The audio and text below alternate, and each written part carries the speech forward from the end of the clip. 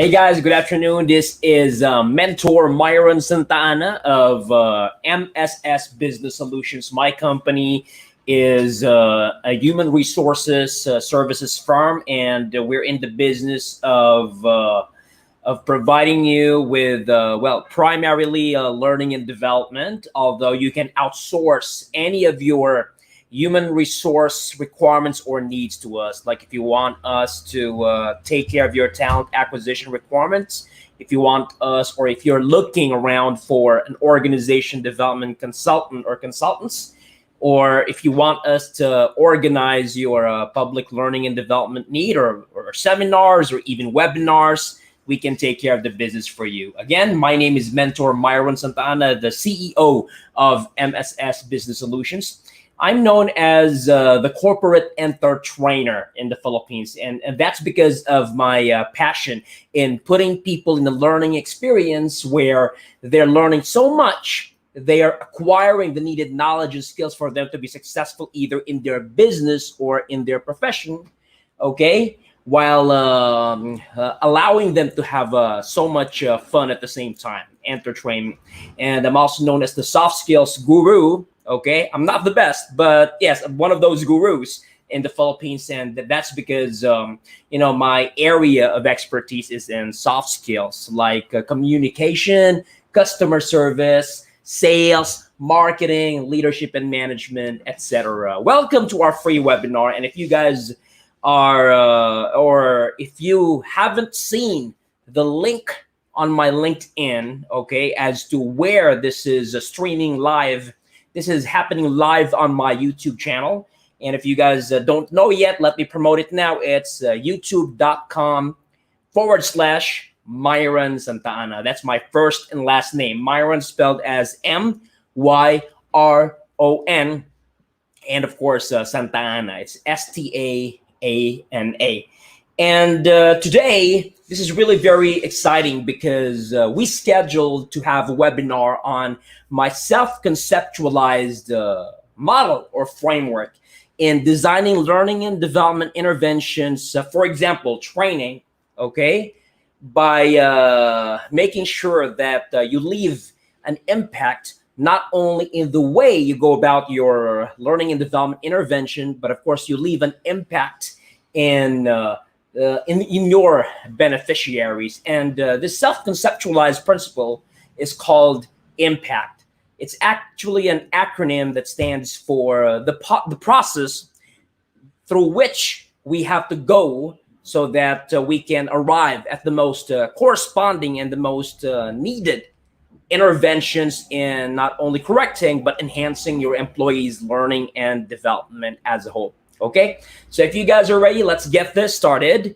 Please give me one moment here while I share with you our PowerPoint presentation, okay? So if you guys, this is happening on YouTube, and if you guys stumble upon this and you like the content, then you may go ahead and stay with me until the end of this free webinar and leave comments as we go along. And I'm gonna try my very best here to spot your real-time comments so that we can respond to them right away, okay? So let's share my PowerPoint presentation. Here it is. Alrighty. Hold on one second while I'm choosing this. There you have it. Okay, so hopefully you guys can see this. There you go. Let's show this now. All right, so before anything else, apart from me introducing myself once again, you are watching and listening to Mentor Myron Santana. And if you guys would end up liking my content, okay, please like my Facebook page at facebook.com/TheCorporateEnterTrainer. I'm also on Twitter, and my handle is @TheEnterTrainer. And of course, I'm on LinkedIn, where I promoted this a lot. And my LinkedIn address is linkedin.com/IN/Myron Santana. Sorry about this. Google Plus is no more. So instead, I'm going to invite you to like this YouTube channel we're on and follow our content. Okay, we're going to try our very best to upload contents as frequently as we should in case you subscribe to this YouTube channel. All right. So, like what I said, I'm known as the corporate entertainer because it's my passion to put people in a learning experience where they're learning and they're having so much fun at the same time. And because my areas of expertise are in soft skills or behavioral skills topics, I'm also known as the Philippine Soft Skills Guru. My purpose in life is mission, okay, particularly within the context of being a professional trainer, speaker, or consultant, all right?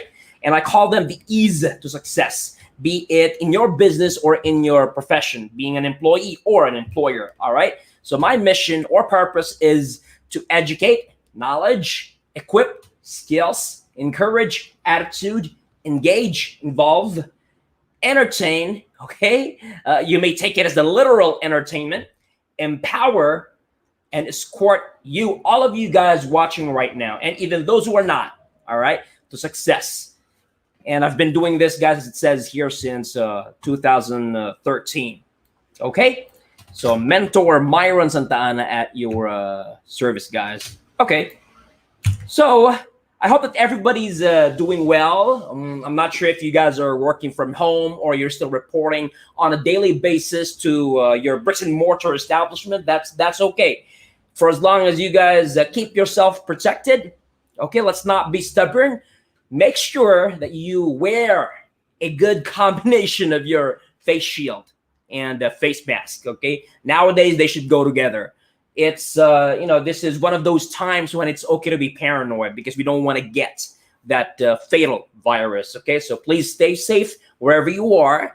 And you guys are blessed and lucky to be watching this because, especially if you are watching this straight from home, because you're safe, but at the same time, you're also learning a lot, okay? So let's go ahead and try to acquire new or additional knowledge and skills that will help you become successful in your life. And if you guys are wondering what this webinar particularly caters to, well, my target audience is actually those in learning and development.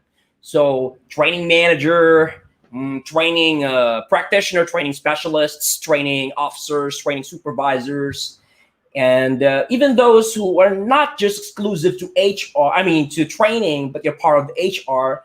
So you are my target audience. I know that a lot of HR or learning and development practitioners have always been wondering because they are concerned, okay, how we can correct or improve our employees' performance, okay, in such a way that we don't just limit ourselves to training, because we know that training is not the universal remedy to any underperformance or worse, non-performance. Yes, and through this impact-free webinar, I'm going to prove to you that there is a correct process to go through to arrive at the most corresponding intervention that will really do something about your employees' under or non-performance, okay? And let me go ahead and allow you to preview our topic for today. Like what I said, when I self-conceptualize this, I'm one of those guys who likes to come up with acronyms or portmanteaus or mnemonics, okay, so that we can easily or quickly memorize the steps to go through, okay? Especially when you're really in learning and development, you really have to know this by heart. So to make it easy and quick for you guys, I came up with this acronym called I.M.P.A.C.T. And you know what? This is a very well-chosen acronym because impact also reflects the kind of results, okay, that you want to achieve when you want to help your employees correct or improve their performance. You want to make sure that you leave authentic impact. So there is no better acronym than this to represent how we can design learning and development interventions that really work. Okay, so let me go ahead and introduce to you the impact model or framework. Okay, and so I just need to set expectations with you guys. I know that our only way of interacting with each other is by you leaving comments under this video happening right now. But I just want you guys to, number one, focus and dedicate yourself, especially if you are really into training or learning and development. Okay, because as I always say, if you guys have what I call the 4 C's: care, concern, compassion, and commitment to other people's performance, or looking at the big picture success, okay, then we have to, right, know what we are doing and know how to do it well or properly. And this is one of a kind opportunity for you guys to be able to do that. Okay, so please focus and dedicate. So get rid of distractions. Make sure that you only focus on me. No, I'm just kidding. Make sure that you only focus on my presentation. All right. Second, guys, please acknowledge and respect. All right. I know that you guys are gonna be leaving comments, and there's a saying that goes, "We cannot please everyone." All right. And although I don't entirely believe in that, all right, even though we cannot please everyone, I still make my my sincere best effort to try to please everyone. All right. So just in case that there are people who are not pleased with or by this free webinar of ours, all right, just be careful with what we write down on the comment section below. Okay. Third, guys, you involve yourselves actively. Once again, for me, it takes two to tango. It's not enough that you are just watching me or listening to me. It's also important that you guys leave comments, okay? So once again, I'm going to try my very best to simultaneously conduct this webinar and at the same time monitoring your comments, okay? All right, and please allow yourselves to be entertained. I'm not sure how I'm going to be able to entertain you literally, okay? But I'm just going to make sure that when I deliver this content that I'm able to in a very lively manner, so that while you guys are trying to finish this with me, you're not going to doze off, okay? So please bear with me. All right, so in this webinar, well, I targeted that this should only be an hour, but just in case we go overtime, I don't mind, okay? Because I love what I'm doing. So whether this is just 1 hour or more, what we need to achieve here, okay, would be the following. By the end of this learning session, I expect that you guys, after learning and understanding my impact framework or model, okay, you'll be able to know, of course, understand, of course, and appreciate impact as a modern day framework that you guys can go ahead and adopt and apply in your respective workplaces, so that you can determine, design, and develop the most corresponding learning and development or talent development solution that, as it says here, guys, really bridges learning gaps and addresses employee concerns, okay? Because you know what, we really have to be very picky with our interventions, because especially when you're part of a company, there are costs involved. So when you guys do something for the sake of your employees, we have to make sure that there's a return on investment, because money is involved. So by the end of what you are doing, whatever it is, whatever those are, you would really be able to bridge learning gaps. And of course, address employee concerns, because at the end of the day, every day, we try our very best to help support our employees with their learning and development needs, so that they can perform your work expectations of them to the fullest. All right. Okay, so let me just give this scenario just to kick off from. Okay, take a look at this scenario here. So so that you better understand why I self-conceptualized impact. Okay, because as a professional trainer, speaker, and consultant, I always encounter situations where an HR department who wants to engage our services, or the training and development team. Okay, they've already determined by the time they set up a meeting with us, okay, what their chosen intervention is. And of course, we always try to give them the benefit of the doubt. But as we go along, we realize that what they're trying, or what they want us to do, okay, to organize or to facilitate, is to begin with not the right solution for the problem at hand. Meaning, they have come short of going through the right process to determine, first and foremost, okay, what the root cause or causes of under or non-performance are, and what the most corresponding intervention should be matched with it, so that when they go ahead and implement it, that it really does the trick of correcting or improving whatever the need is, employees' performance, particularly underperformance. Okay, so that's what we're trying to aim here. So take a look at this scenario. Employees of the sales department, so the group in question here would be the sales department of this company X, okay, fall short of their sales target for the month of November. So they have the sales target, a quota, but they have come short of meeting the numbers. So question is, what do you think? Should this entail a sales-related training right away? See, that's the problem. When there is under or non-performance involved, we always jump to the conclusion that training is the solution.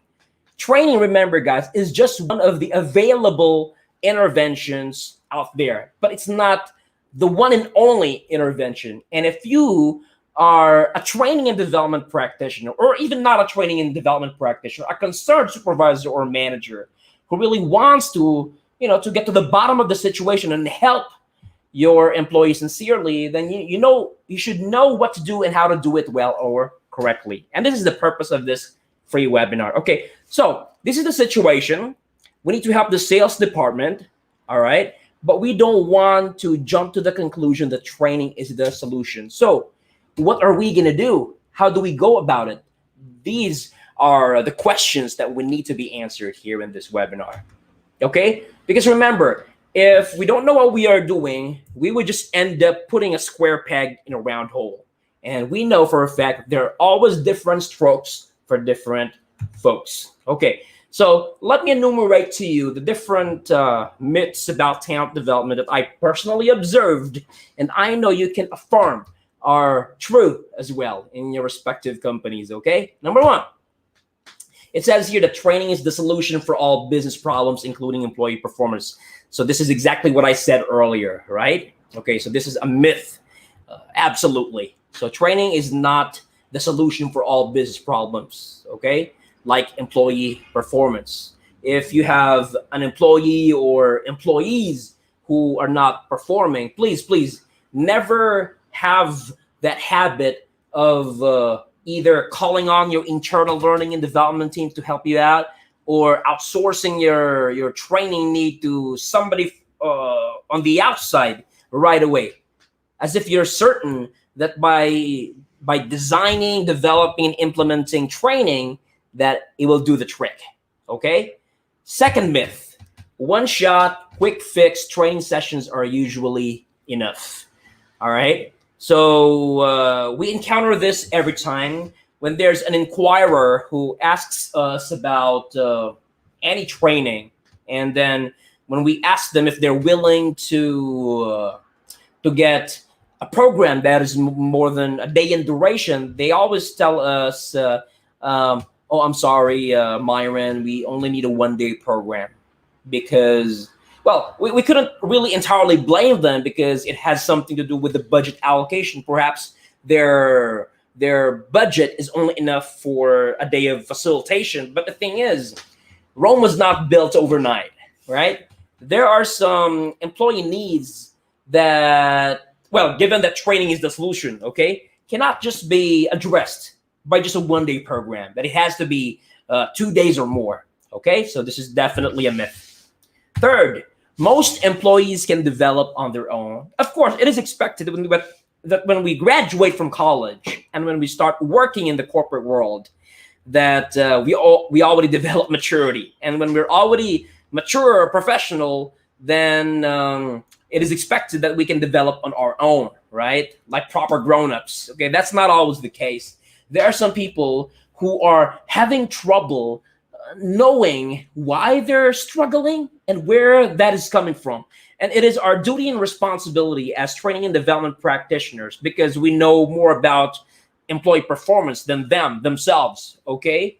It is our duty and responsibility to determine what the root cause or causes of their under or non-performance are, okay? And because we're more exposed to the available tools, media, etc. out there, we can propose what should be done and how to do it properly instead, okay?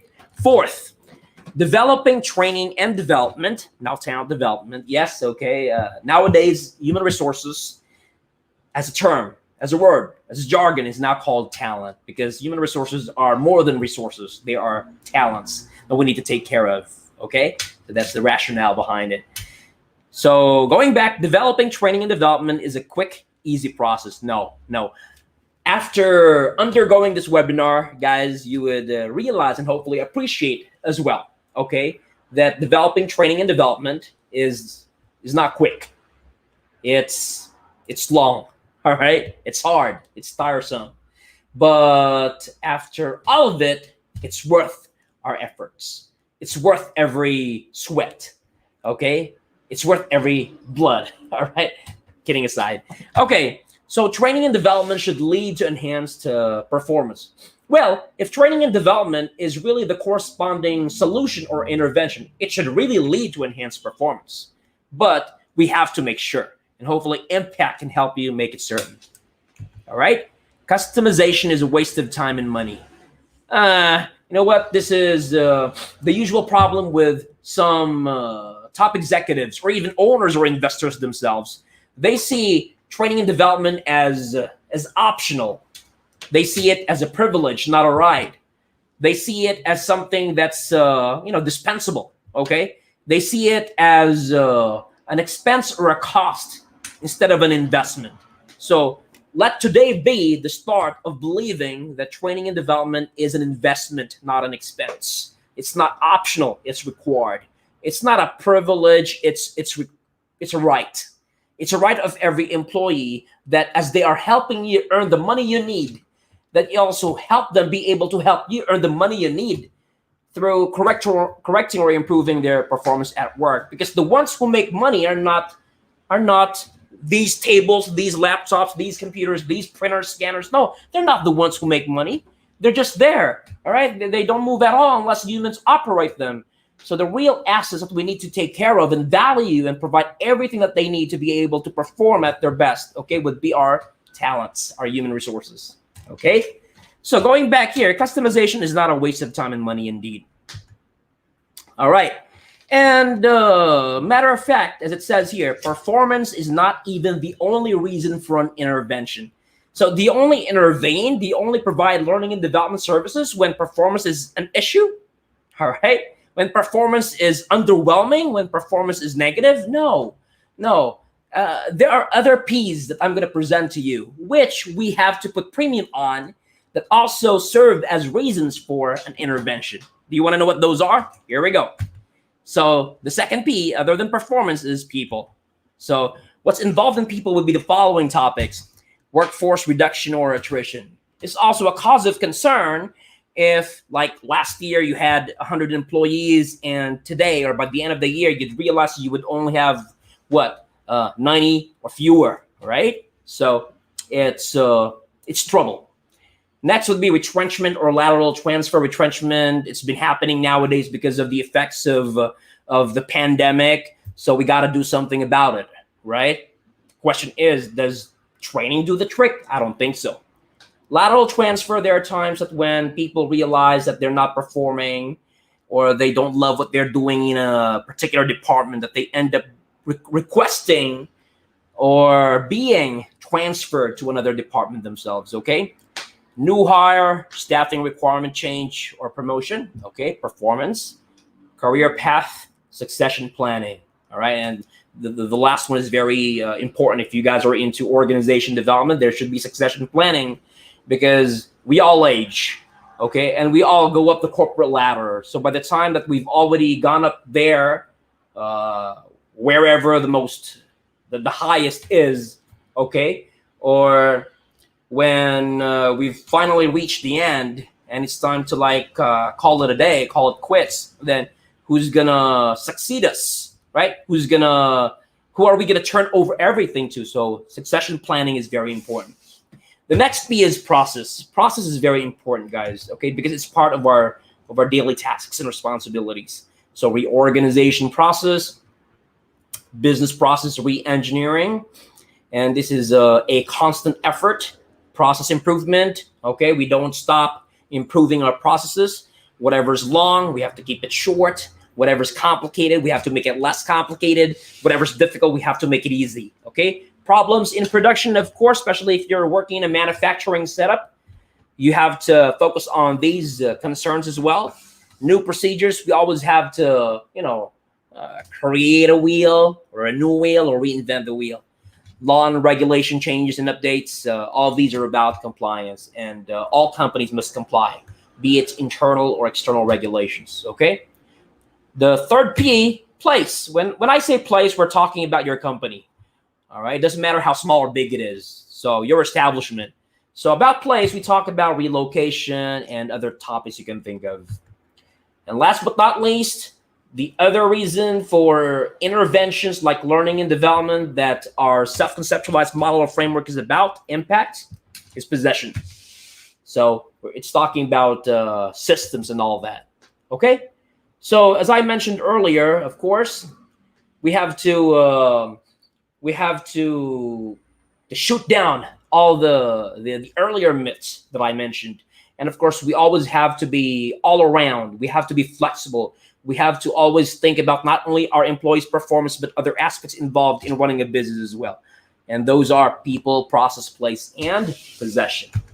Okay? So let me give you a preview of the process to go through as part of impact. Myron, you made me excited. What does impact stand for? So like what I said, it's a mnemonic. It's an acronym. So let's go through each of the letters. Okay, I means initiate the partnership. It's followed by M, which means make certain the need and the client's hypothesis. It's followed by P, propose the talent development solution. Then it's followed by A, assemble the talent development solution.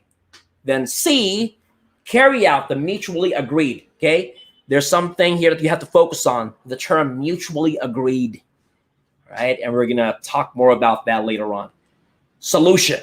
And last but not least, letter T to complete impact, test the effectiveness of the solution.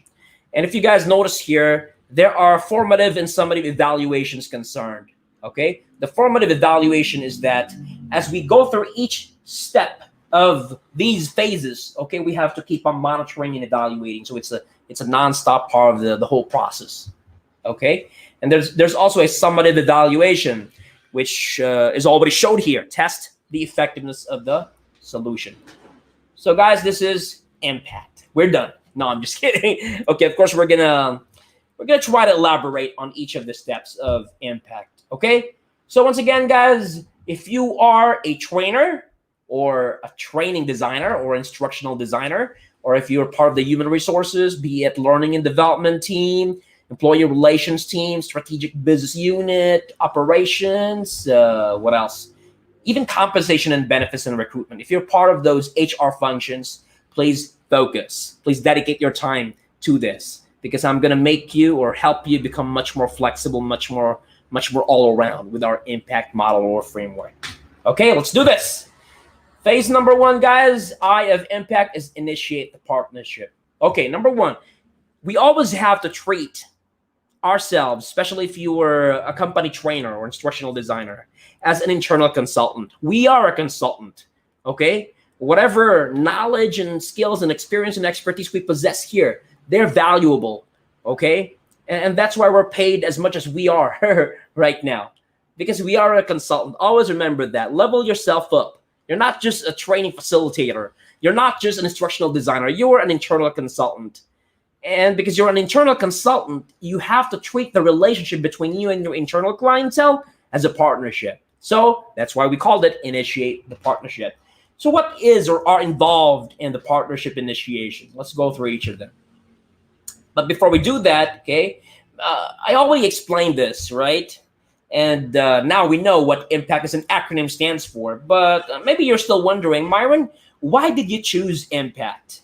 The word, we know what impact means, Myron, but why did you choose it as an acronym or to represent your modern day framework on designing and developing learning and development interventions? So this is my answer to you. What does the word impact mean? The word impact, as the dictionary say, is a powerful or major influence or effect. Like if you're looking up to somebody and that person is a real inspiration to you, that person has a powerful or major influence or effect to you. That's why that person has an impact to you. If you guys encountered a life-defining experience that had a powerful or major influence or effect to you, like a wake-up call or an eye-opener, that event or experience is or was an impact to you, right? So impact is really a very heavy word. And I love this word because if we want to try to change someone, if you want to try to help someone be the best that he or she can possibly be, there should be impact involved, and that's the reason why I chose this word. And then I just I just became creative and came up with the process that would match that at the end of it all, right? If we're gonna pattern this from Addy, it's the system or the steps to follow when you're designing a training program that really works. Okay, so analysis, design, develop, implement, evaluate. So when you're done with your Addy, right, at the very end of it all, there should be impact, and you and the beneficiary should be able to validate that there is indeed impact. Okay, so impact. So this is the goal of I.M.P.A.C.T. So I.M.P.A.C.T aims to train us, all right, employee learning and development or talent development practitioners to make an impact with our offered solutions or interventions. And to do this, we have to make sure that we match the right solutions to the correctly, okay? Focus on this. I want to emphasize this: correctly identified employee performance and productivity needs. Not because, like in our example earlier, not because the sales head reports to you that, hey, Myron, our sales team did not meet its sales target for this month. I need training for them. So the question now is, how sure are you that training will solve the problem? How sure are you that, that's why it says correctly identified employee performance and productivity needs here. How sure are you that the root cause or causes of your, well, if not all, most of your employees on the sales team are about something that requires training? You get what I mean? Okay. All right. Because this is something I want to leave with you guys, okay? But we're not done yet. So let's read this out. Don't invest in employee training and development and you spend less, right? And now we understand where the decision makers are coming from. The reason why they don't want to shoulder their employees' learning and development needs is there's an expense involved. So by not investing in training and development, they believe they spend less. That may be true, but take a look at the second part here. Invest in it, meaning training and development, and you avoid problems that make you spend much to begin with. Does it make sense? I hope this makes perfect sense, right?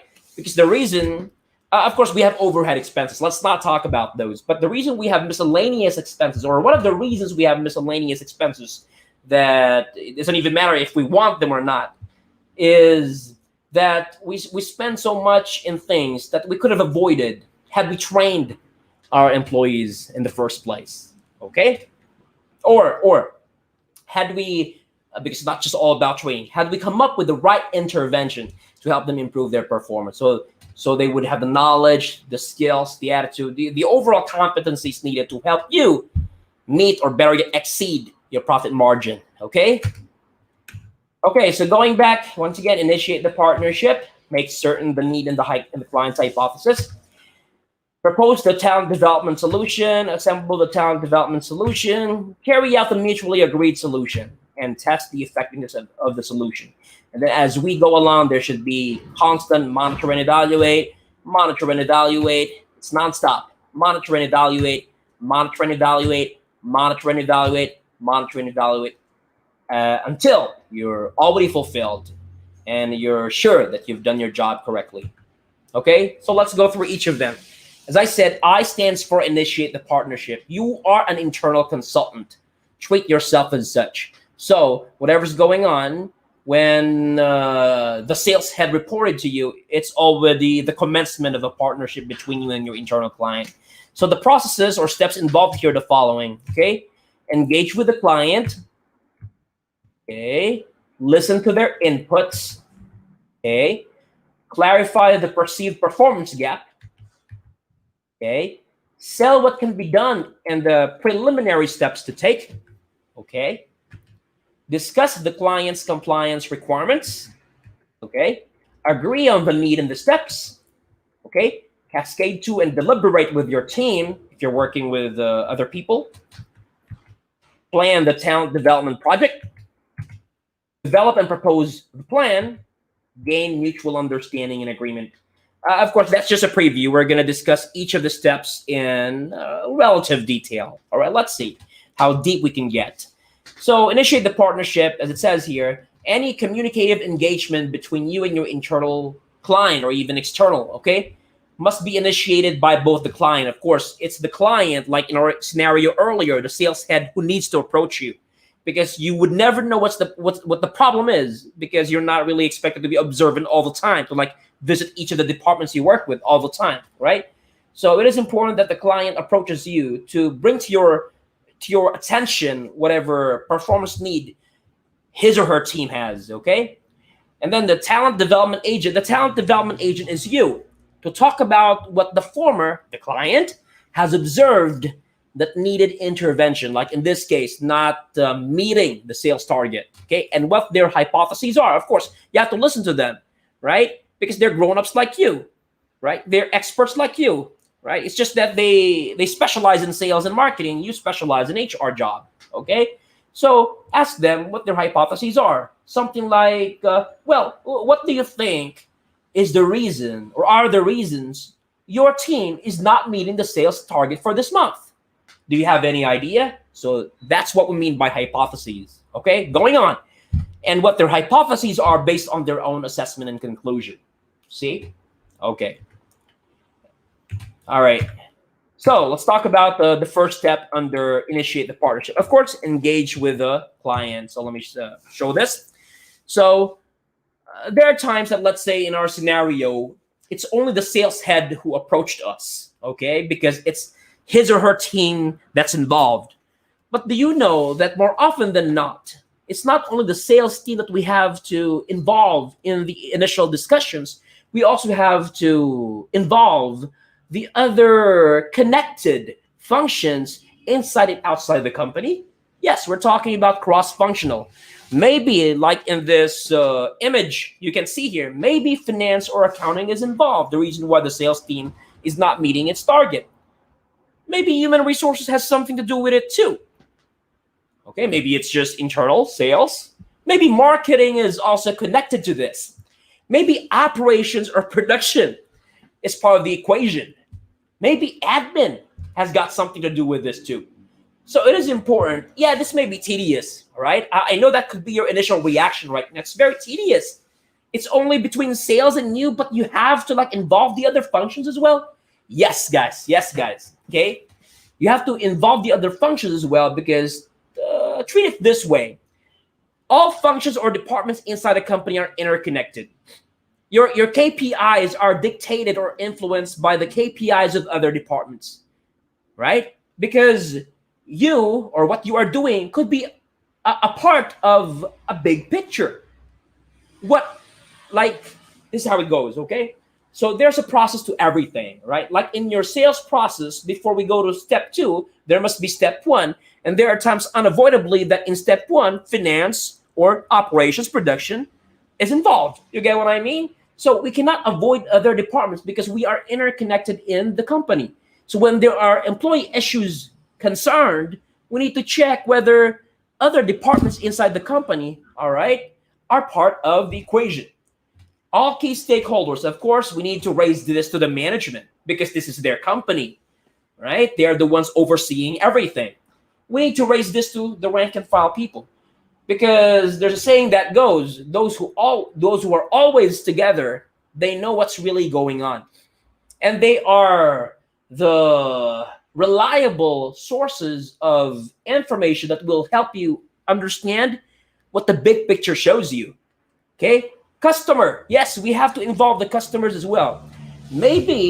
Just maybe at this point, the reason why your sales team is not meeting its sales target is that customers are complaining. Customers are not happy. The customer experience has to be corrected or improved. You get what I mean? Are you with me so far? And of course, our dear suppliers, partners, or vendors, they are our support teams. If they're not around, of course, the quality of our work, the input and the output might also be affected, okay? So engage with everyone, just to cut it short, engage with everyone you believe is or are concerned, okay? And as part of engaging all the departments involved and even all the other key stakeholders involved, you have to listen to their input. So this calls for another in-depth question and answer. And you have to be ready for that. There has to be a dedicated time for that. All right? Clarify the perceived performance gap. So a good training and development practitioner or internal consultant knows what questions to ask, how to sequence them, okay, and how to ask follow-through questions from whatever their preceding answers are, okay? So when we are asking them questions, we need to focus on the need. Going back to our scenario presented here, the sales team is not meeting their sales target. So we have to, just like what the image shows here, analyze, design, develop, implement that, and of course evaluate in the end. So it has to be needs-based. And this is where, okay, the guide questions come into play. Are 5 W's and 2 H's. What is the problem? That's just an example, although there are different versions of what that you can ask the internal client. What is the problem? Well, my sales team is not meeting its sales target. When did this start? Or when did this happen? This month. Okay, for the last 2 months, we've been performing well. Well, not as well as I expected, but at least we're meeting our sales target. It's just that for this month, it's not the same. It's not the situation. Okay, where do you think the problem lies? Well, that's why I'm asking for your help. At this point, I cannot tell where the problem lies. Okay, why do you think that training is the solution? How sure are you that training is the solution? Before we jump to the conclusion, okay, we have to make sure, because we don't want to waste precious company funds, because there's money involved in requesting training. Okay, who are you going to be training, or who are you going to enroll in our training? Are you going to enroll everybody, or are you just going to focus on the weak performers on your team? How are we going to go about it? How much? Well, I'm going to let you know, and let me see, or tell me if your budget supports the corresponding investment for this. Okay, so we have to make it need-based, and we have to ask the right questions the right way. That's how we're going to be able to clarify the perceived performance gap. Okay. Let's just assume that after asking them the right questions the right way, that we now truly understand, okay, what the perceived performance gap is verified, okay, and the performance gap has also been observed by you. So there's already a validation there. Now, let's just say that at that point, you believe in their hypotheses. Well, you were able to debunk a few, but most of them you agree, okay? So sell what can be done and the preliminary steps to take. Of course, you're the expert. They wouldn't be approaching you to begin with if you're not, right? So based on your understanding of the big picture and what needs to be done, then if you have your own hypothesis, you might want to sell it to them, okay? And discuss to them clearly what steps you're going to take, so that we advance with our intervention. Okay, so everything comes into play too. Need, experience, ability, growth, advanced training, knowledge, learning, competence, training. Okay, and of course you are the man of the show as the agent or the consultant. Of course, that's me. All right, of course, discuss the client's compliance requirement. At the end of the day, you're an outsider. Okay, you're an outsider of their department. And although both of you, okay, have been working in the company for so long, there are some things inside their department that you don't understand, or that you're off limits from. So it's important that you discuss their compliance requirement. And what are the usual client requirements that we're talking about here? Number one, there, non-disclosure or confidentiality agreement. Okay, in my personal experience, I'm even the one who initiates this. I'm even the one who assures the client of this. I'm even the one who requests this from the client, that if there would be confidential information involved in my effort to analyze their training needs further before I draft a proposal for them to reference, okay? So I tell them, okay, I'm willing to sign on a non-disclosure or confidentiality agreement just to get this started, okay? What else? Vendor accreditation. Of course, if you're external, all right, if they're outsourcing to you, if they're considering you, then you need to be very willing to undergo the vendor accreditation process with all the requirements that need to be passed, okay? Documentation, of course, there has to be documentation. Everything has to be recorded.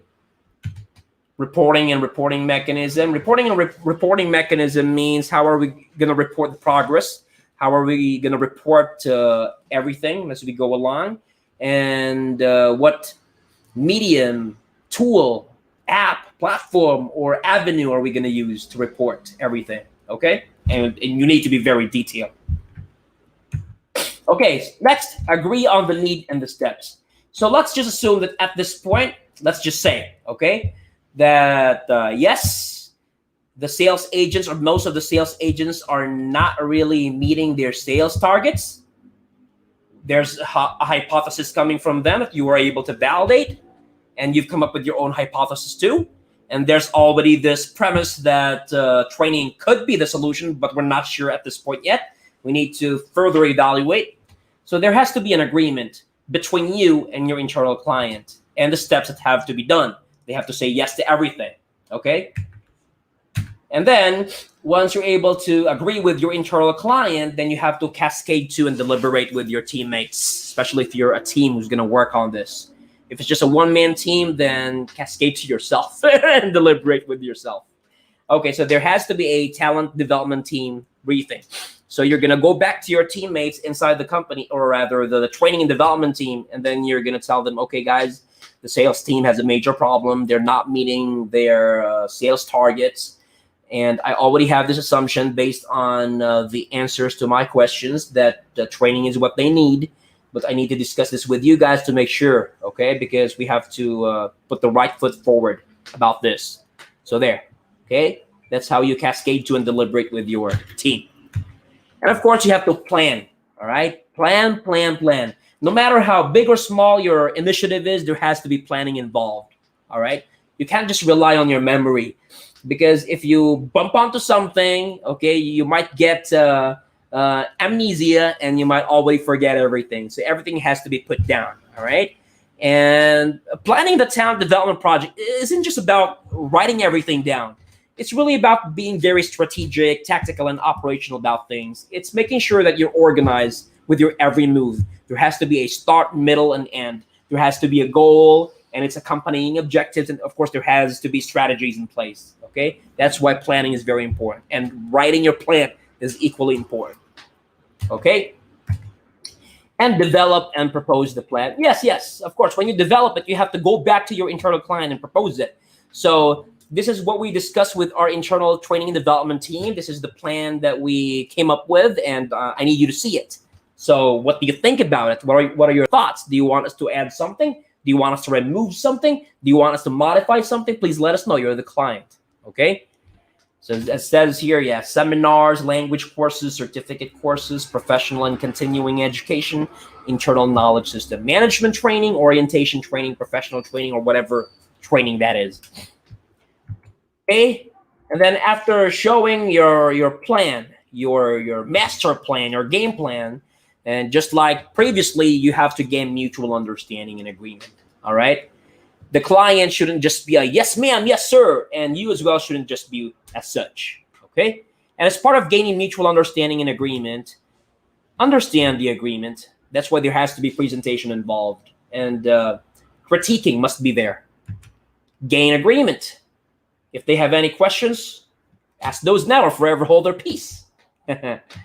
Use tools, especially nowadays. There's a pandemic going on. It's working from home is already a very usual setup. So we have to anticipate and adjust accordingly. And of course, document everything for our own company's record. Okay, so there you go. So once again, letter I is about getting things started, okay? You're my client. I'm your consultant. I'm the expert. I'm the guru. Okay, for me to put the right foot forward, to me not to make a mistake, for me not to waste our company's precious funds. I need to be asking you the right questions the right way. We need to be able to analyze the situation together. Where does this problem come from? Who's involved? And how are we gonna attack everything correctly? Okay, so those are the highlights of the first step of the I.M.P.A.C.T modern day talent development framework or model. Initiate the partnership. Okay, assuming that everything under it is done, then we go to the next phase or stage. You, as the training and development practitioner, must make certain the need and the client's hypothesis. Phase 2. because I always believe, guys, that for us to be able to manage performance, we must, that's the right word there, must. We must understand our people's non or underperformance status, because we don't solve the problem, okay? Because if we just solve the problem, we might make a mistake that the problem is not the problem to begin with. It's just the tip of the iceberg. It's just the surface. There's something underneath that we failed to see. What we solve instead would be the cause or causes of the problem, right? If we're able to weed out the root cause, then the issue is not going to recur anymore. Otherwise, the issue is just going to keep on repeating itself, okay? That's how we treat performance of our employees. So these are the steps that we go through when we make certain the need and the client's hypothesis. Number one, perform a thorough generic needs assessment, and I'm going to explain to you why I use the adjective generic. Okay, so those are what we're going to talk about later on.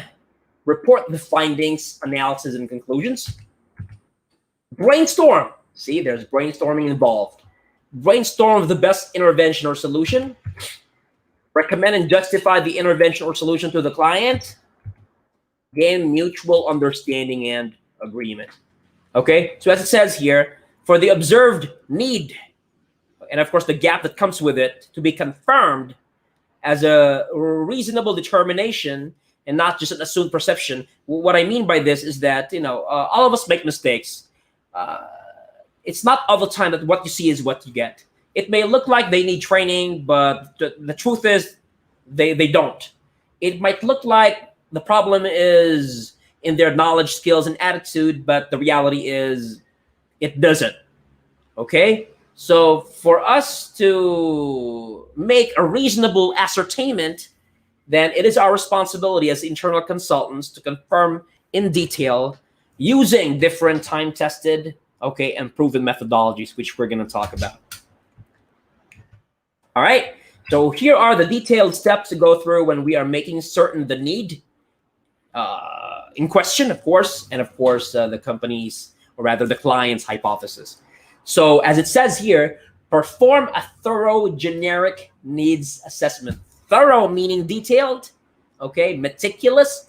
Generic meaning do not even call it training needs assessment, because we're not even sure if training is the solution. So to be safe, then sorry, just call it generic needs assessment or generic needs analysis. They're just the same, okay? So for those who are familiar with root cause analysis, I know this is going to make you smile because you're an advocate of it. I'm an advocate of root cause analysis too. Needs analysis, KSAEMG analysis. I know this is something new for you, so I'm going to discuss it to you. Level analysis, big learning data. So these are 5 of the aspects that we need to utilize when we're performing a thorough generic needs assessment. So let's go through each of them, okay? Root cause analysis. What is root cause analysis? Why do I speak too highly of it? Root cause analysis, or in short RCA, is a method that we use when we're solving a problem. Through RCA, we find out what the root cause or causes are, why a fault or a problem is happening. And once we identify them, we have to address them. We have to remove them from the picture, okay? And there are 3 components of RCA when we do it. So take a look at the 3 components. Where do I start here? So this is the resulting event, right? So an injury happened. Take a look at this. An injury happened. And at the same time, damage was done to a property. Okay, so this is the resulting event. Now, if we always think that we solved the problem, so when we take a look at it at face value, okay, just look at the surface. So there, an injury happened that also caused damage to a property. So what we're gonna do is that maybe the person slipped because the floor was wet at that time. So the assumed solution is that always ensure that the floor is always dry so nobody slips on it. And for no damage, or sorry, no property to be damaged, we have to ensure that the properties are put very far from human beings so that when they slip, when they trip, nobody falls on them, nobody bumps onto them, nobody kicks them out of the way. okay? Only to realize that at the end, none of what I mentioned, all right, was the solution or would be the solution. Because we don't solve problems, we solve what caused the problems. So now there is what we call the direct cause, okay? Once again, the resulting event and then the direct cause. Let's not make the mistake of being blinded by the direct cause. So let's say if you ask the person or any other persons who saw the person slipping, okay, why did you get injured? Why did you damage the property? Well, that's because I slipped and because the floor is wet. All right. So the person slipping has been caused directly by the slippery or the wet floor. So that's the event. That's the immediate cause. So we are usually blinded thinking that the immediate cause that caused the injury or the damage is the root cause. So the floor is slippery because it's wet. So you're just going to dry it up and ensure it's always dry. But the event, injury, or damage still recurs. So you're wrong, right? So there's this indirect cause. Maybe it's the indirect cause that should be the root cause, right? Maybe. But if you dig deeper, you'd realize, like just like in this picture, that the real cause why people keep on getting or slipping on that part of the operation or production area is that there is lack of management control. Now, when you look at it, lack of management control, that's what's causing people getting slipped, right? That's what's causing injuries.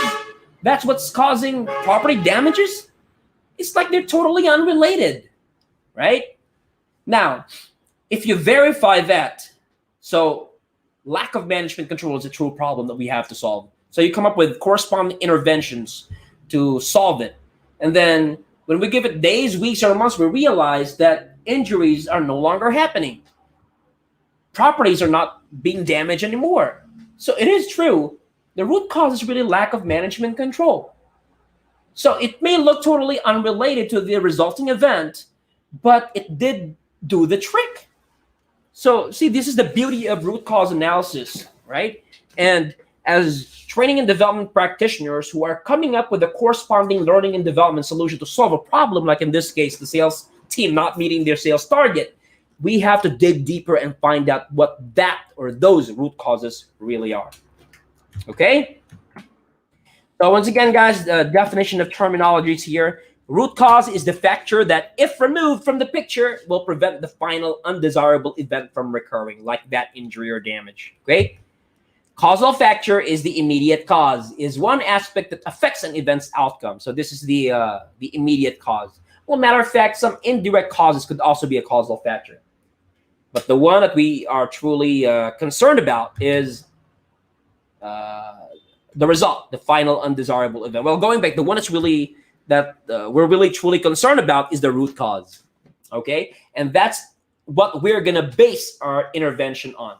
Okay, so when we are performing root cause analysis, guys, so let's just go through each of the steps quickly. Define the problem or describe the event. In this case, the sales team is not meeting its sales target.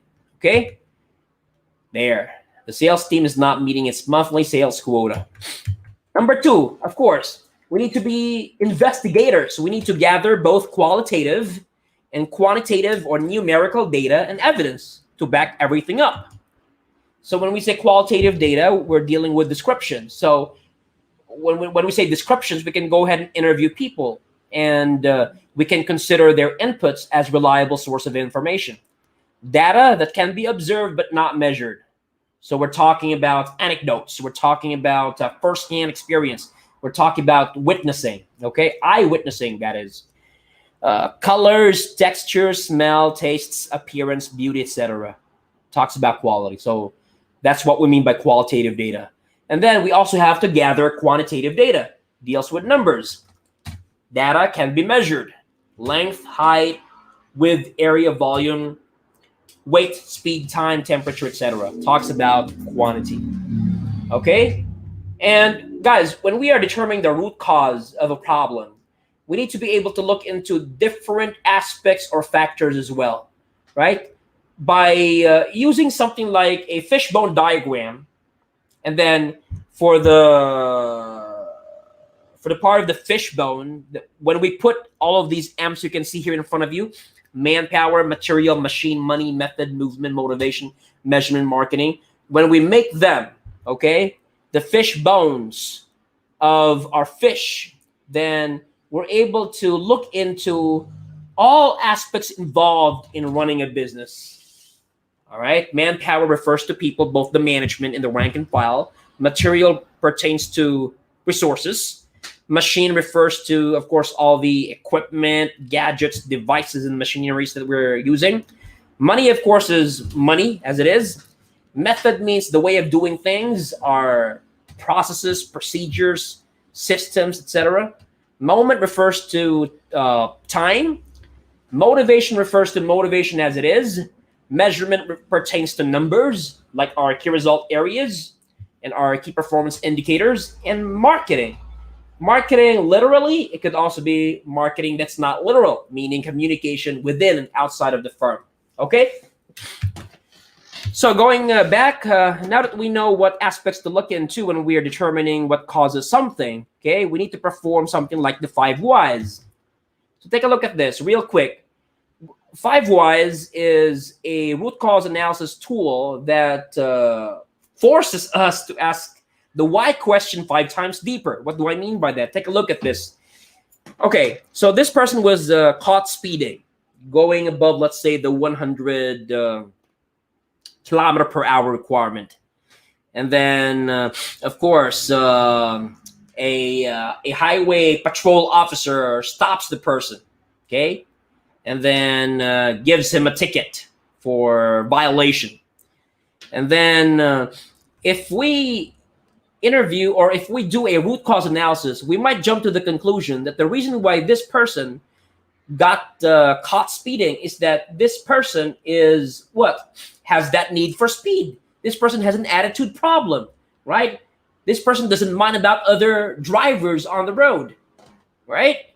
But if we do it properly, we would realize that no, this person doesn't have an attitude problem. This person doesn't have that need for speed.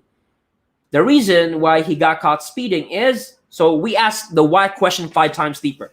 So let's take a look at this. First why question would be, why did you get caught speeding? Well, I was caught speeding because I was already late for work at that time. So let's not be blinded by this. This is just a causal factor. This is just the immediate cause. This is not the root cause yet. So you keep on asking the why question. Let's dig deeper. So you ask the next why question from the answer from the previous why question. So the answer was late for work. So you convert it into a why question, and then you ask it this way. So why were you already late for work? That made you go speeding and made you get caught speeding. Because I got up late, right? I usually have to get up at around 7 in the morning, but I got up at 7:30. So that's why I got up late. So let's keep on going. So the one who thought of the 5 whys analysis proved that the reason it's called 5 whys analysis, and the reason you have to ask the why question 5 times deeper, is that more often than not, the root cause lies in the 5th answer to your 5th question. So let's keep on going. Why did you get up late? Because my alarm clock didn't work at the time I was expecting it to. Why didn't your alarm clock work at the time you were expecting it to sound the alarm? Maybe batteries were flat. Oh yeah, yes, I'm sure batteries were flat. So we're not done yet. Why were the batteries flat? Because I forgot to replace them. So that's already the 5th answer to the 5th question. So it appears, basing on this, okay, that the root cause is that he forgot to replace them, which caused for the batteries to go flat, which caused for the alarm clock not to work at the time he was expecting to, which caused him to get up late, which caused him to go late for work, and which caused him to get caught for speeding because he was speeding at the time he was caught. So if you think about it, the countermeasure is get an alarm clock that plugs into the mains, or even replace the batteries at set intervals before they run out. So when we guys are designing learning and development interventions, we should also think like this. we need to use our RCA, relentless root cause analysis, to find out what's really causing the true root cause of the performance issue, and then we come up with a countermeasure. Now, the countermeasure will tell you if it's training or something else, and you need to be very flexible when it comes to your interventions. You cannot just be limited to training, or you cannot just know training and nothing else. Okay? So distinguish the causal factors from the root cause. We already explained that. Identify corrective actions and solutions. So let's take a look at this. Let's say the root cause of the sales team not meeting its sales target is that they don't have basic training on sales best practices and approaches. What are you going to do? So it seems that training is indeed the solution. So you go ahead with it, right? Design, develop, and implement training. But what if the root cause is telling you that training is not the solution? What if that the reason they're not meeting their sales target is that they're already demotivated? They're not inspired anymore. So does it always call for training? Does demotivation or uninspiration always call for training? I don't think so. Because sometimes, or maybe all the time, you cannot train people on changing their attitude. It has to be a personal realization, right? So if that's the case, then training is not the solution. It should be something else. Maybe a motivational or empowerment strategy will do the work, right? And of course, if you're certain about your solution, implement it right away, and implement it meticulously, religiously. And as you implement it, monitor, evaluate, and improve the implementation. Because as you go along, you would notice that you need to do something else. You need to do something but more of it, etc. Okay, so that is, guys, when we are making certain the need and the client's hypothesis, we need to perform relentless root cause analysis, or just call it root cause analysis, or RCA. And that's just one of the tools we need to use, okay? There's also needs analysis involved. So what is needs analysis? Take a look at this formula. So you have your expected performance out of your employees, right? And then they are showing you their actual performance. So the difference between the two is what we call the performance gap. So there's this conflict between the desired condition versus the true current condition. All right. So that's a need analysis. And to analyze the need, like what we already mentioned as early as the initiate the partnership stage of the entire impact model, you need to be asking open-ended questions the right way. And this is a personal analysis tool of mine called the KSA-EMJ analysis. What is this about? To start this off, let me show to you what I call the domains of, or areas of talent development. Okay, let's show them all. That you'd understand why we have to analyze KSA-EMJ and what KSA-EMJ stand for. Okay, so K stands for knowledge. Knowledge, simply what you know and how much you know. Okay, that helps you perform your job well. Skill is what you should do and whether or not you know how to do that well or effectively. Attitude is something else, of course. Attitude is your attitude towards work, your attitude towards your company, your attitude towards your boss, and your attitude towards your co-employees. All right. Abilities, meaning something that you can learn or acquire along the way that improves your competencies. Management. All right. By the way, all of these, the first four on your left, okay, consist the KSA part. And I call them the factors internal to a person, right? It's inside of you. It's inside of all of you who work on the sales team. And then, of course, we have to look into the external factors as well. And we have not external to the company, okay, but external to the person. So we have management. When we say management, we're talking about your management, your boss, your boss's boss, your boss's boss's boss, and so on and so forth until we reach the top level.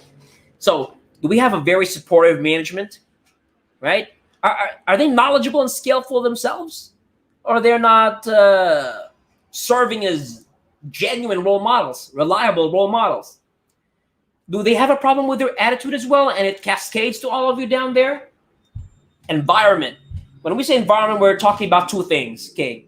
One aspect of it is the literal environment thing, the physical looks and feels of the company. And of course, it's matter a lot.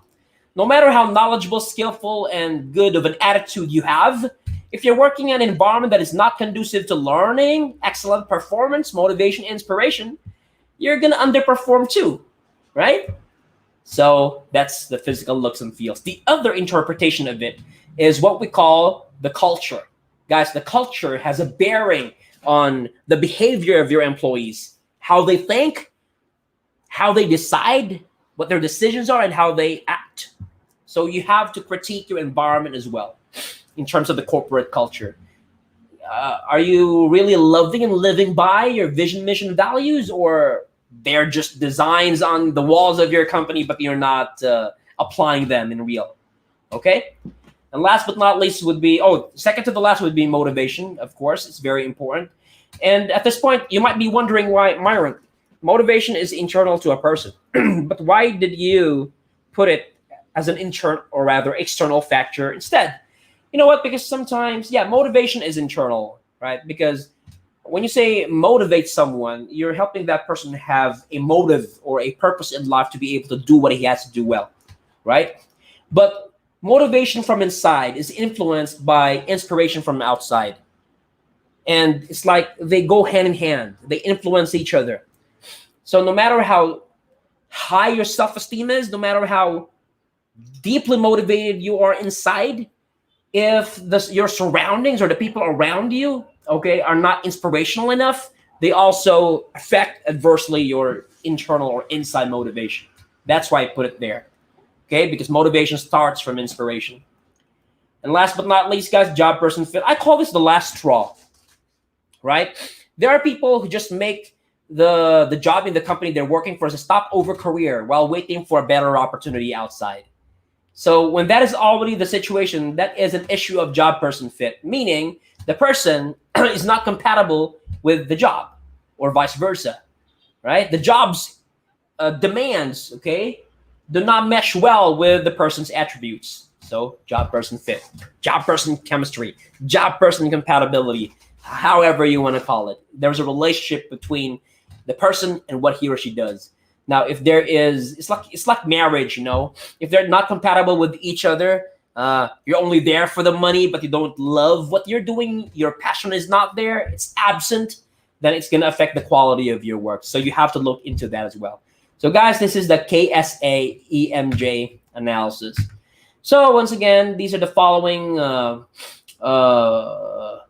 aspects that you have to look into for knowledge. Verbal information, intellectual skills, cognitive strategies, skills, motor, attitude, cognitive component, affective component, intentional component. If you want to know more about these terms, just Google them. We may not have the luxury of time to elaborate on them here. Abilities, aptitude, tendency, capacity, capability. And then the external components are management style. Of course, different supervisors and managers have their various styles. Goal set, whether they're too high or too impossible to meet or just about fine. Decisions made, are they pro-employee or anti-employee, right? Were they made with the employee's welfare and well-being in mind?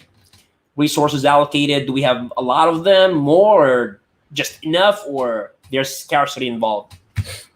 Environment, structure, like what I mentioned, physical feels and looks, workplace, ethics, or rather politics, economic factors. Motivation, if you want to know more about these motivational theories, just Google them. But as I mentioned earlier, it's about the things that keep us motivated, that help us develop that motive inside of us to have the energy to do something well and accomplish all feats. Job person fit, organization person compatibility. All right. So we've already discussed 3 levels, or rather types of analysis: the root cause analysis, levels analysis, and the KSA-EMJ analysis. Or rather, sorry, not level analysis. We're just about to discuss it now. The needs analysis, the gaps analysis, in other words. And last but not least, we have the level analysis. What is level analysis? So there are 2 types of analysis. We have the macro analysis, the big picture analysis, the strategic analysis, and then we have the micro analysis. So for the macro analysis, it's usually organization analysis. So especially when you're an external consultant, right? You have to know the company. You have to understand and appreciate their vision, mission, and core values, right? You also have to know and understand what their most recent strategic planning results were, because well, year after year we change our goals, objectives, and strategies, right? So even though you're somebody from the outside, you also have to be privy to those things, and whatever you come up with, whatever you gather, would be your organization analysis. As part of microanalysis, you have the person analysis. And when I say person analysis, we're not just talking about the recipient of our intervention. We're also talking about the consultant or the agent himself.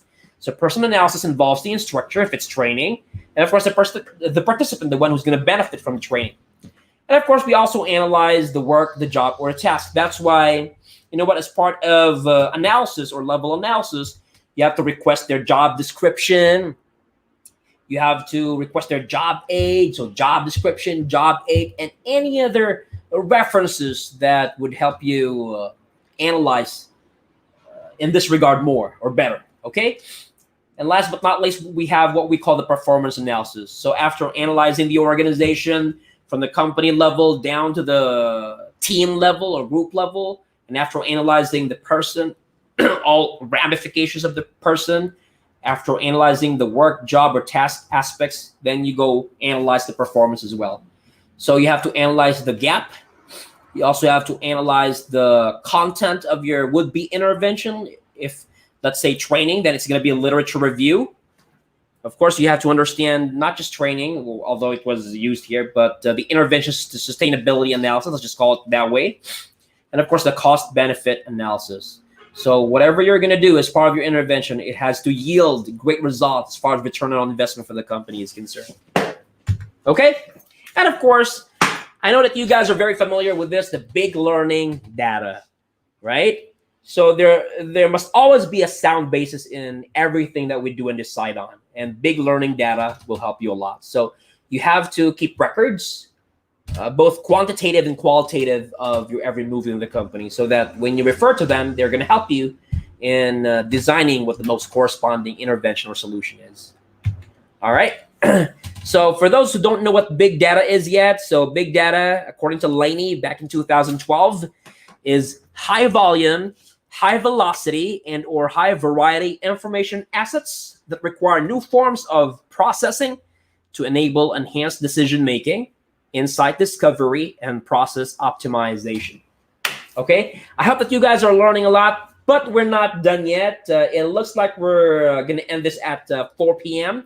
So we're done with I of Impact, initiate the partnership, and now we are discussing the make certain the need and the hypothesis of the client or customer. Okay, so I'm just going to share this. So this is what we call a balanced scorecard, if you are familiar with this. So because we're talking about big data, right? Big data, we can also call that from your most recent strategic planning, tactical planning, and or operational or operating planning, their results. Okay, so after analyzing, we have to report the findings, analysis, and conclusions that we arrive at. Okay, now after making certain the need and the client's hypothesis because of all the investigations that we have conducted, then it's time at this point to brainstorm the best intervention or solution. And we have to be very careful about this. If the results tell us that training is needed, then let's do training. But if it tells us otherwise, then let's not be stubborn. Training, let's not confine ourselves to training. There are more interventions out there. Okay? So, different types of talent development interventions or solutions. Maybe at this point you guys are wondering, okay, Myron, you keep on saying let's not confine ourselves to training. We have to be very versatile. So what are the other intervention options out there? So we have one, training, and then there are different types of training. Of course, there's executive development for our top managers, for our C-level people, supervisory management development for middle management and first-level management. We have new employee orientation for new hires. We have professional skills. We have technical or job for our technical people. We have customer service for our frontliners. We have sales and marketing for the money-making groups, okay? We have health and safety, especially if you are in manufacturing. We have a career. We have small group refresher sessions. And then there's also organization development. Training and development is different from organization development. Training and development takes care of the people and their needs, while the organization development takes care of the company or the structure and also ramifications and their needs, okay? So the scopes of OD are change management, culture formation, culture strengthening and promotion, composition, structure, reshuffling of people, reorganization, all that, confrontation, cooperation and collaboration. We're talking about interdepartmental or interpersonal relationships here. Conflict resolution from a supervisor to his or her employee, vice versa, or between and among peers. Okay. We also have 360-degree feedback. So as it says here, it's called 360-degree feedback because you don't just get to evaluate yourself. So it's not just you and or your boss who gets to evaluate your performance, but other stakeholders or functions in the company involved or concerned will be engaged. Okay. Team building. Team building is not always about, going to a beach or pool resort and playing there for fun. No. Team building is not always about playing. Team building is as simple as an intervention that helps correct or improve your team. It could simply be a pen and paper work. It could simply be an open forum, or it could be something else. All right. So please don't confine yourselves to the playing at a beach or pool resort. Team building. Okay. We have career management. We have coaching. We have counseling. For you guys who are wondering what the difference between coaching and counseling is, when you're coaching, you're focusing on the knowledge and the skill. So it's job or work related, right? Because when you're coaching somebody to know what to do and how to properly do it. Counseling is more on when the root cause of the under or non-performance is about attitude, counseling comes in, okay? Or maybe not always about attitude, about external factors like family problems, there are financial problems, there. Mentorship, apprenticeship. There, see, motivation or empowerment techniques. See, as it says here, improve compensation and benefits. Simply provide rewards or recognition, enrich the job or aspects of it.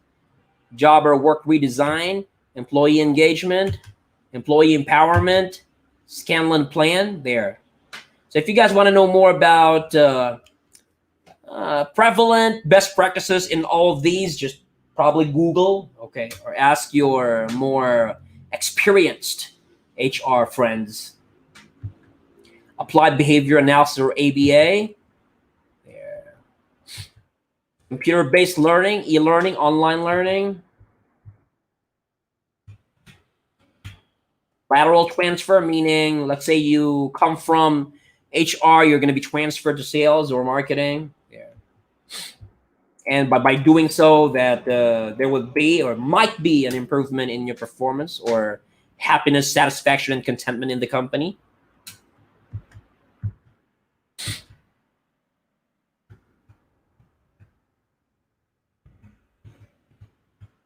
Okay, I'm just going through them quickly because we, of course, don't have the luxury of time to discuss them in detail. But the whole point of this is to show to you that other than training, there are a lot more other, okay, interventions for improving or correcting our employees' performance. Support system, workplace project, seminars and workshops. Nowadays, it's already webinars. Okay, that's already the trend because of our work from home status.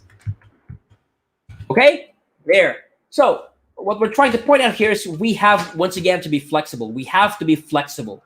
You have to know, understand, appreciate, and apply several different interventions depending on what the root cause of your employee or department's performance problem or issue is. Okay, and then you mix and match here. You match the corresponding intervention or solution. Okay.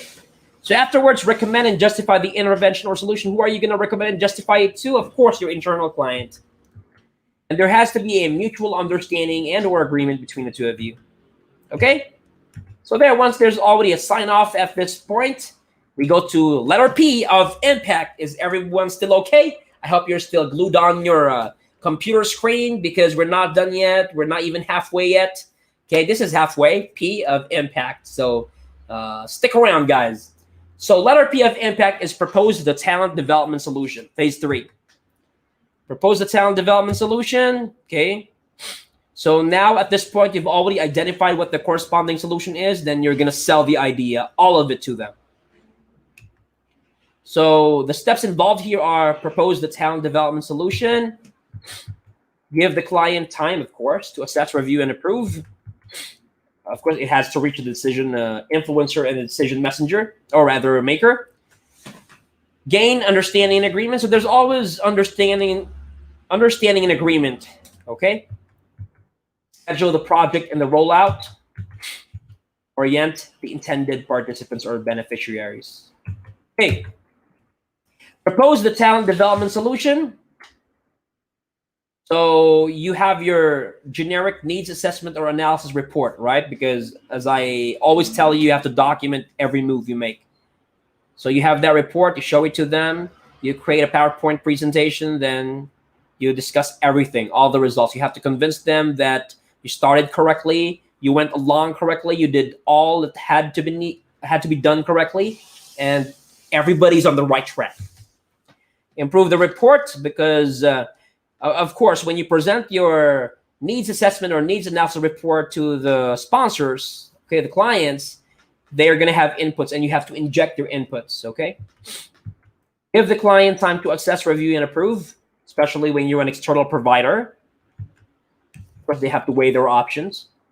Gain understanding and agreement. Again, schedule the project and the rollout. So, of course, there's action planning involved here. So, hopefully, a lot of us here know what an action plan is and how it's done. Okay, so basically, what an action plan shows us is that it tells us what the task is, who will do it, when it needs to be done, etc. It also presents what we call the PPA, the potential problem analysis, where you highlight preventive measures and contingency actions. So this is an example of an action plan, as you can see. Let's go through each of the columns. So we have targets. So this is what has to be done. Okay, and then of course there's the action, who the point person or owner is, what the duration is, when it starts and when it ends, resources and costs needed, success criteria, that means the performance indicator. So when this is not met, that means that you may be on the right track, but you are not providing quality actions, okay? Monitoring, it's always there. Impact, future action. Okay, actually, different people have different formats of or contents of an action plan. But whatever format, template, or content you guys use for your action planning, it doesn't matter. What's more important is that you plan the action or steps you have to take, okay? And then, of course, this must be part of the equation. You have to orient the intended participants. The usual mistake that a lot of internal consultants, especially in training and development and organization development, make is that they fail to involve or engage actively the participants, not appreciating that at the end of the day, this is not for you, with you, to you, about you. This is about, for, with, to the participants, whoever is or are the beneficiaries of your intervention. So it must be right and proper to orient them before everything is started, right? So in the orientation, setting of expectations is the key. Remember that. Oops, sorry about that. Remember that there must be setting of expectations, okay? You might not have been able to involve them from the very start, but at least you're telling them, guys, we need some help. We got some help, and this is what they had prepared to help us. And then this is what we're gonna do. This is when it's gonna happen. This is how long it's gonna happen for, and you are you are the target participants. Any question? Any violent reaction? There. That's the importance of orientation. All right. So there, we're halfway, and we will already proceed to the last 3 letters of impact, ACT. So what are A, C, and T? A of impact is now you can already assemble the talent development solution. So let's just assume it's training, okay? So just like in ADDIE, it is at this point that the identified and approved talent development intervention or HR service is designed and developed. Just like in ADDIE, right? Analyze, design, develop, implement, evaluate. So design a talent development solution. There has to be a skeleton. Appraise and finalize with the team. It is important that you evaluate and finalize all details with your teammates who are similarly training and development practitioners like you. Turn in the design and ask for input. Of course, you're always going to ask for inputs from your clientele, from your sponsors. Develop materials, tools, etc. Of course, preparations are already highlighted here. Pre-test or evaluation for areas for improvement. Yes, before any implementation, you have to make sure that whatever materials or tests or tools or what have you you're going to utilize, they have been pre-tested for validation purposes. Letter A, first step of assembling the talent development solution would be design the talent development solution, appraise and finalize with the team. So as part of appraising and finalizing with the team, you have to create, of course, your goals and objectives and review and polish them. The goal is what you need to achieve by the end of this project or initiative. And the objectives will be the answers to the question, how. How are you going to try to achieve the goal, okay? Keep the intended recipients, their needs and expectations in mind. That's why there was an orientation beforehand. That would definitely contribute to this. Create an outline or a structure, even if it's not training, even if it's another intervention that we had mentioned earlier, you have to create an outline or a structure. An outline gives you a process, a sequence, a step-by-step procedure, okay? When we see here or use the word outline, it doesn't only or always just speak about training. It's about structure. Review related literature. This is where you Google. So Google, Yahoo, and AOL will be very helpful. There you go. Turn in the design and ask for inputs. Once again, to whom are you going to turn in the design and ask for inputs? Okay, the client.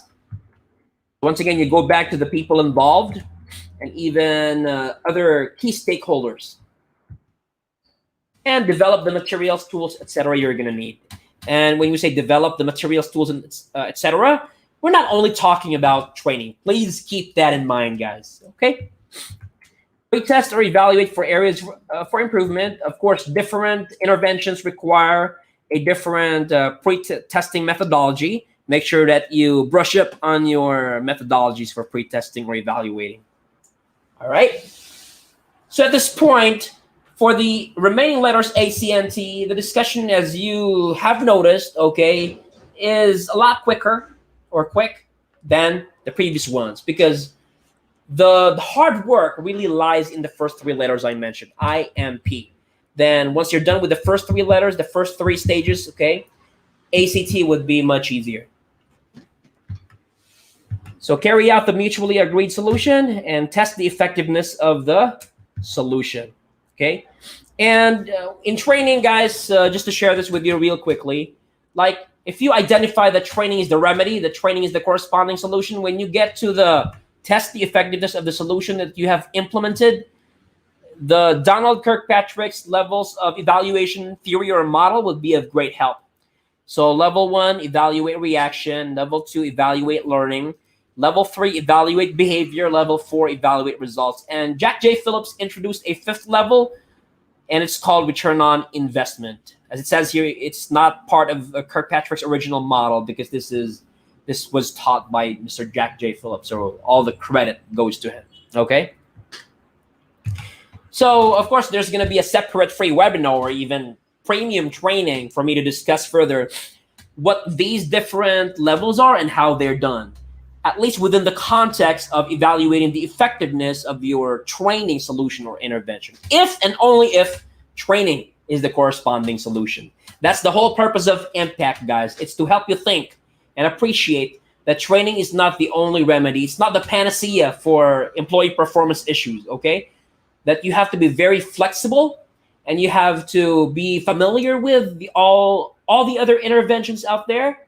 And it all starts with analyzing what the problem is and getting to the bottom of the situation by determining the root causes relentlessly. And then when you guys design, develop, implement, and evaluate the corresponding intervention, the client and of course the intended beneficiaries or recipients of your project should always be engaged. Okay? And as you go along the I.M.P.A.C.T stages or phases of our impact model or framework, there's always a constant monitoring and evaluation before, during, and after. Okay? So guys, hopefully you learned a lot from our free webinar for today. Once again, this is happening on my YouTube channel, youtube.com/Myron Santa Ana. Since this is going to be posted permanently on my YouTube channel, if you missed the beginning, the middle, or you missed the whole free webinar, just visit my YouTube channel and watch it, or watch it all over again. All right, just to absorb everything that we've been talking about. Okay, before we end, guys, I just want to share this with you. Okay, so quote me on this. This is a quotable quote. If talent development is not customized, just like what impact contributes, okay, it's like letting the probability or likelihood of failure customize how it wants the negative impact to hit. Do you want it to be bad, worse, or worst? Once again, guys, this is Mentor Myron Santa Ana, the CEO and owner of MSS Business Solutions, a top human resources services company in the Philippines. I'm known as the corporate entertrainer because I entertrain. I put people in a learning experience in which they're knowing, they're getting skillful, and they're improving their attitude. And at the same time, they're having so much fun, even with entertainment. And I'm known as the soft skills guru of the Philippines because I specialize in soft skills topics like sales, marketing, leadership and management, topics like train the trainer, work excellence, work attitude and values enhancement, image enhancement, personality development, and all the other behavioral topics out there. Okay? I'm not a jack of all trades, but I can contribute to the development of your employees. Okay? If you guys like me or my content, please like my Facebook page and add yourself to my current list of followers at facebook.com/TheCorporateEnterTrainer. Follow me on Twitter at TheEnterTrainer. And I'm also available on LinkedIn. Just visit linkedin.com/in/Myron Santa Ana, or just look me up, Mentor Myron Santa Ana. And of course, please subscribe to this channel, my YouTube channel. All right? There you go. Okay, guys, I hope this has been a very value-adding experience learning with me. And once again, if you guys are training and development or organization development practitioners, go ahead and understand everything, apply everything, and make an authentic impact in the lives of your employees. Like in our scenario, if they would apply this back at work, it's an assurance that for the succeeding months, their employees are already going to meet or better yet exceed their sales target because their root cause has been identified and the proper solution to remedy it has been offered. Thank you so much, guys, and congratulations because today you've just been entertained and we have enhanced your knowledge, skills, and attitude so that you will be able to enjoy your journey to success better. Thank you so much, guys. And may you enjoy the rest of your day. For more content, please watch out. Please stand by and look forward to future advisories from yours truly, Mentor Myron Santa Ana. Goodbye, guys.